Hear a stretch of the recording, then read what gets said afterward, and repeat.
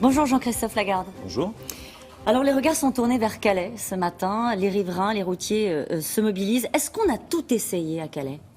Non, je ne crois pas, mais d'abord, moi je suis allé à Calais il y a quelques mois, sans les caméras, juste pour voir. L'exaspération et la situation est réellement très grande. Ça fait longtemps.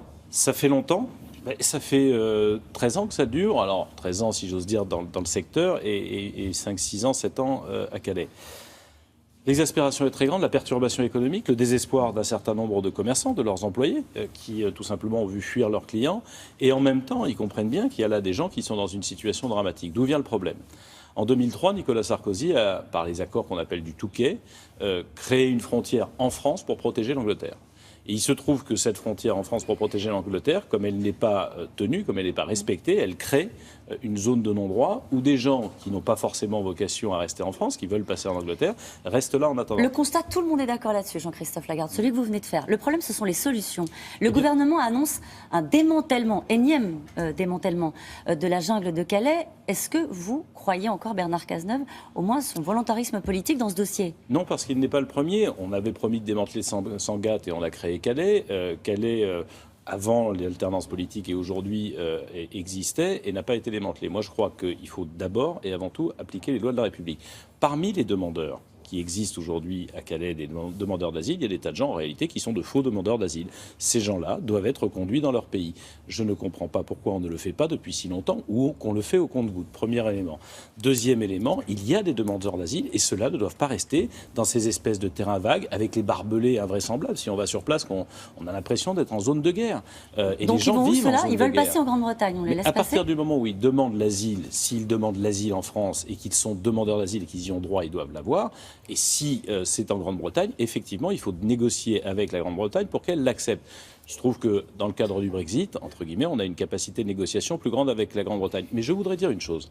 C'est pas la peine de faire des promesses en France pour dire qu'ils vont partir en Grande-Bretagne, parce que partir en Grande-Bretagne, ça nécessite l'accord de la Grande-Bretagne. Donc il y a une négociation, mais il ne faut pas faire des promesses qui laisseraient une fois de plus les gens de Calais et l'ensemble des Français dépités. Ça fait 10 ans que ça dure. C'est pas la peine de promettre la Lune pour demain. Ça sera pas si simple que ça. Promettre la Lune, vous faites référence à la promesse de Nicolas Sarkozy qui dit Non, qu'il faut un centre fermé en Grande-Bretagne pour traiter les demandes d'asile. Par exemple, ça, ce serait possible ? Je crois que la Grande-Bretagne le refusera et donc on fait quoi ? On envoie l'armée, c'est ce que dit la maire de Calais. Il vaut mieux, oui, l'armée c'est un problème de sécurité. Elle se sent débordée, la population aussi, et je peux concevoir. Il faut assurer la sécurité autour de Calais. Il faut aussi appliquer la loi en expulsant les gens qui n'ont rien à faire sur notre territoire, pardon de vous le dire comme ça. Et puis, pour ce qui est des demandeurs d'asile, les accepter quand leur demande est assez valide. C'est assez simple. Si on appliquait nos principes, on aurait moins de propos en l'air et pas des promesses réitérées de fermeture du camp par M. Cazeneuve et par d'autres avant lui, qui finalement ne prennent jamais effet.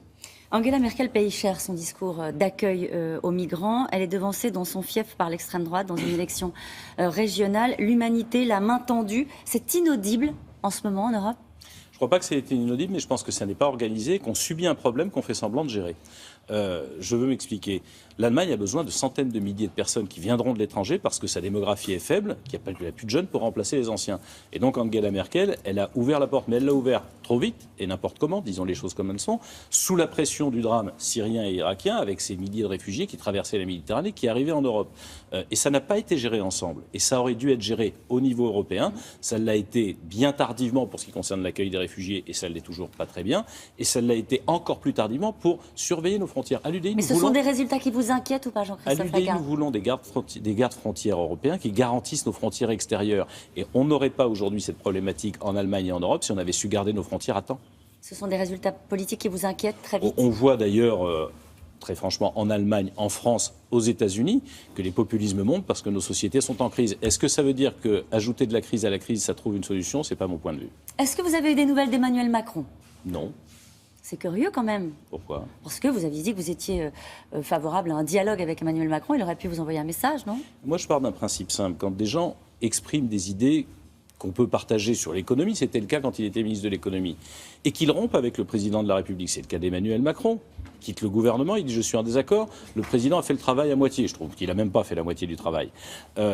je ne vois pas pourquoi on ne dialoguerait pas, parce que ce qui tue la société française, c'est que la société politique la paralyse. Je veux juste vous dire une chose. Je suis consterné de voir tous ces gens qui, quand M. Macron était au pouvoir, était au gouvernement, disaient que finalement ce qu'il disait était plus intelligent que le reste du gouvernement, et quand il quitte le gouvernement, ils disent qu'il ne faut pas lui parler. Des gens de gauche lui tournent le dos, je peux le concevoir, mais pour une fois qu'il y a quelqu'un de gauche qui dit être prêt à parler avec les gens de centre et de la droite, je pense que la droite et le centre ne devraient pas se donner le ridicule de fermer la porte. C'est juste que parfois, Jean-Christophe Lagarde, on a du mal à vous suivre. On vous a vu bras dessus, bras dessous avec Nicolas Sarkozy pour négocier des accords pour les régionales notamment.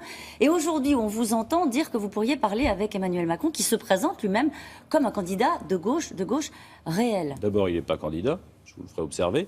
Deuxièmement, moi, je ne fais pas de la politique par réflexe. Je ne fais pas de la politique pavlovienne. Je ne considère pas que quelqu'un est bon et mauvais en fonction de l'endroit où il se trouve. Vous me dites que j'étais bras dessus, bras dessous avec Nicolas Sarkozy. On a négocié des accords et des alliances pour les élections départementales, pour les élections régionales. Ça a permis des alternances. Il n'a pas souhaité que ces accords aient lieu pour les élections nationales. Mais moi, je crois surtout qu'on a besoin d'avoir une recomposition politique en France. Vous voyez bien qu'au sein des Républicains, il y a des gens qui ne pensent absolument pas la même chose. Et M. Macron n'a rien de commun avec M. Montebourg, M. Hamon, que je combats. Et je pense qu'à un moment donné, il faudrait que les gens qui aient les mêmes idées se retrouvent après une alternance dans une majorité qui fasse bouger les choses en France. Le problème de la France, c'est que c'est la seule en panne économiquement et socialement en Europe. Tous les autres ont redémarré. On va me dire que la reproduction du système politique actuel, ça va permettre à la France de redémarrer. Je n'y crois pas, les Français non plus. Merci Jean-Christophe Lagarde. Surveillez quand même votre téléphone portable, on ne sait jamais. C'est à vous, William.